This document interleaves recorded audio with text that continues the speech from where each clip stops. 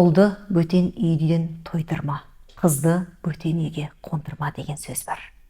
Бұл өте дұрыс айтылған сөз. Қыз бала тек өз шаңырағында, өз әке-шешесінің үйінде ғана қонып тұрғаны абзал.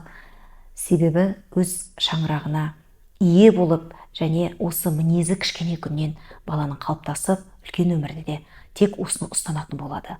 Ал ер азаматты бөтен үйден тойдыруға болмайды. Жалпы орыстарда да бір сөз бар, түсінік бар. Ер азаматтың жүрегіне жолды асқазаны арқылы таба аласың дейді. Ұл бала үйден анасының дастарханының ең киелі, ең тәтті, ең дәмді, ең асыл және де ең мол екенін сезініп білген ер бала үнемі үйге асығып тұрады. Бар берекетін өскенде де, болашағында да тапқан нәпақасының барлығын үйіне алып келуге асығып тұратын, өзінің отбасына берік ер азамат.